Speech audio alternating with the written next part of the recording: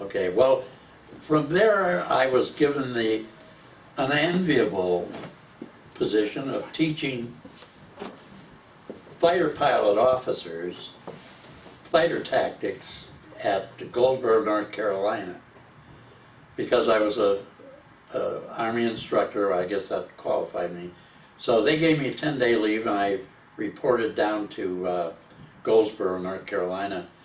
And the first time I got down there, I saw, was that Republic P-47s I saw out there? The guy says, yeah, that's what they are, oh boy. I said, my gosh. I said, I'm a P-51 jock. I don't fly those things. He said, well, you will now, I guess. So I kind of did the runaround. I disappeared for a couple of days. And finally there was a note on my bunk from a Colonel Bement. And it said, report to my office immediately. So when I got over there, Bement was ready for me. He put me in a brace and said, Lieutenant, I know what a great warrior you guys are, and you flew the ubiquitous P-51 North American Mustang, but this is a Republic P-47 Thunderbolt, and you're going to fly it, because I had to fly it. And if you don't fly it, I will bury you in some place out in the boondocks so nobody will ever find you. He was about 5'6", typical guy, you know. And I'll tell you, I went down to the flight line that afternoon and I was given the pre-flight cockpit, pre-flight by one of the guys, and he said, he said, Conlin, you'll get used to it. He said, it's a big airplane, but he says, remember this, he says, that throttle, you want to go up, you push it forward, and it'll climb like a homesick angel. You want to go down, pull it back, and it comes down in a hurry. And he was so right. And it was so big, you know, after flying the P-51, I felt like I could run around inside the cockpit. But I did force myself to do my job. I was a paid Army instructor, so I had these young fellows that just graduated from fighter school, and we would take them out and set up mock battles. And I remember once I set up a battle with one of the guys, and I said, yeah, he said, well, why don't we meet over Richmond, Virginia at 20,000, and then we can do some mock dogfights.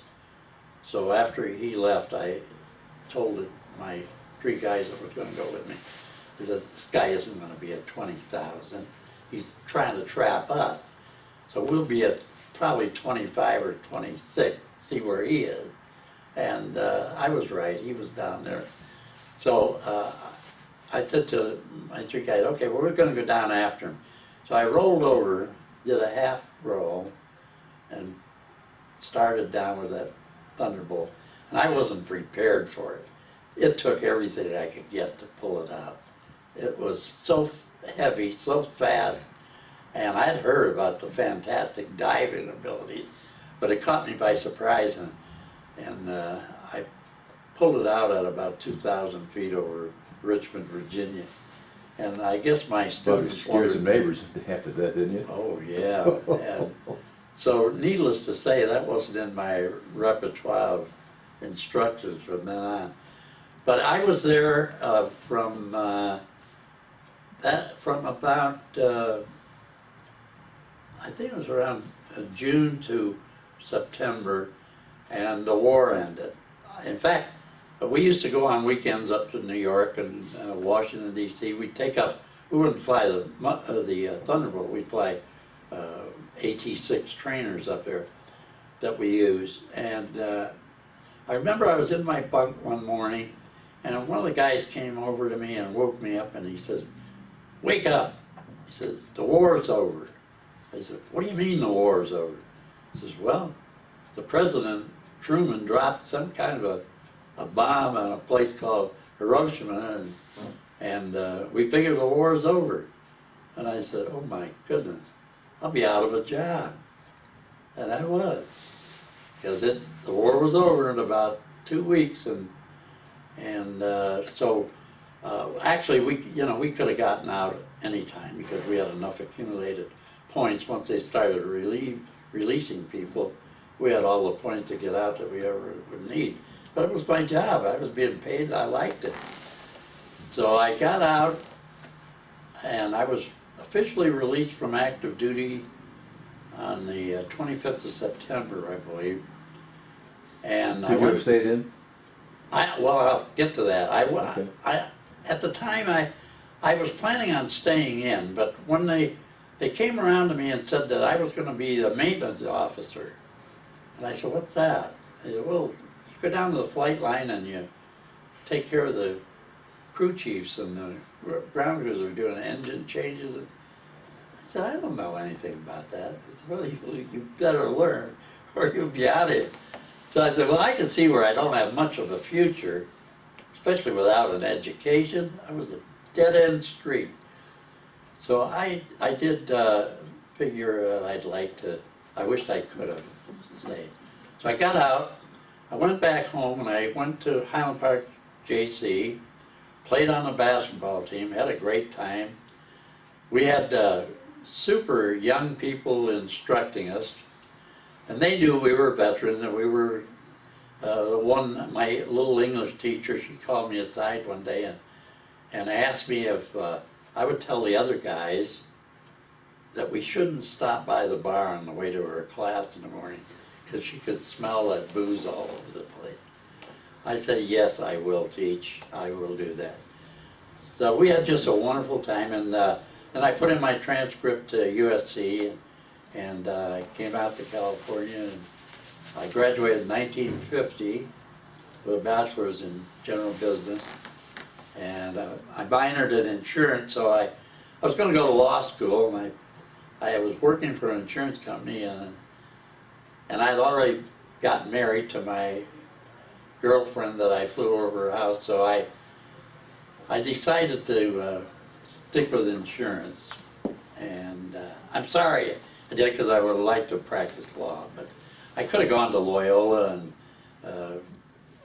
gone to law school. It would have been a cinch, but I was already married and had to start thinking to make a living. Besides that, I was 30 years old when I graduated, so I did have my own agency and wound up having a real successful career in insurance. One of my accounts was Denny's restaurant, and I started with them with number 1, which is located, few people know this, the first Denny's was a Danny's Donuts over at the corner of Delamo and Bellflower Boulevard. Kentucky Fried Chicken occupies the building that we were in. That was the number 1 Denny's. And then we opened up in Garden Grove. And the guys that opened up Denny's were a couple guys from Long Beach that I had met. One of them was a P-17 pilot, the other fellow wasn't in the service, and he was the brains behind Denny's. His name was Harold Butler. And I had that account from 1954 to 1967. 1954 to, 67. And then I also, in the meanwhile, acquired Robert Fleur Contractor's account for racehorses. I took up a specialty of animal mortality, they call it. And I've always been interested in horse racing, and so I became a insurance broker for Lloyd's and became a surplus lines representative, which was quite a unique position at that time. And Fleur Company is down in Orange County, you know. And Bob Fleur, as fate would have it, Bob Fleur was a B-17 jock that I protected on many missions. We got together, we met over in England at the Royal Ascot meet, and by London, Lloyd's brokers had told me, they said, "We're going to give you this account. You take good care of it. You're in California, he's in California, and you'll make a lot of money on this account. I had at one time, at the peak of my interest with them, I had about 125 thoroughbreds insured for them. None of them under 75,000.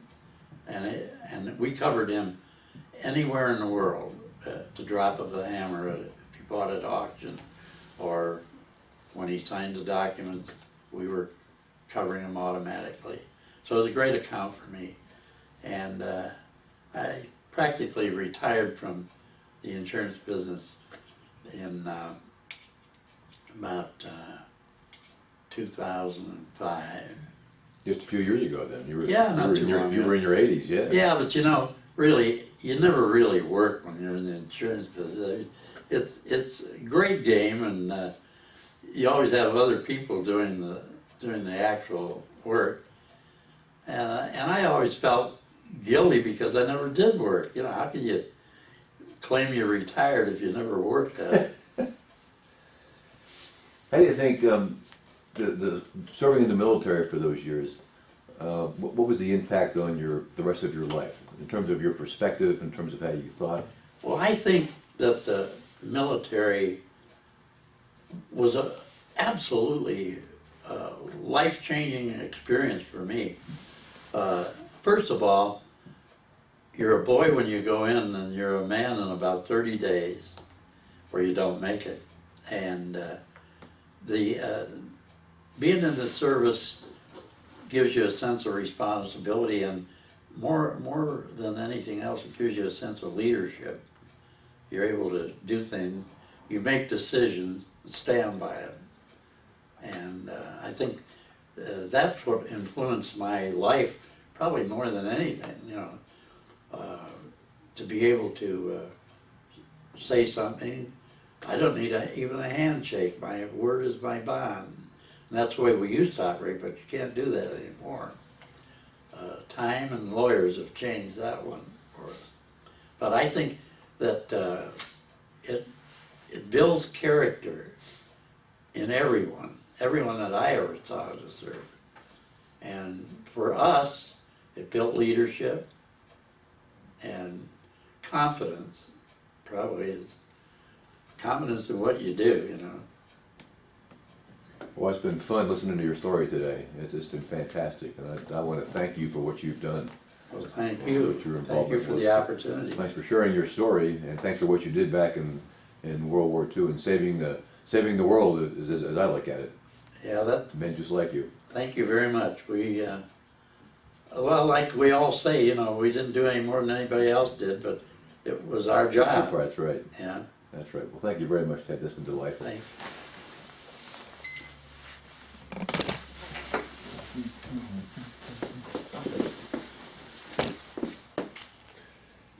You want to kill this thing?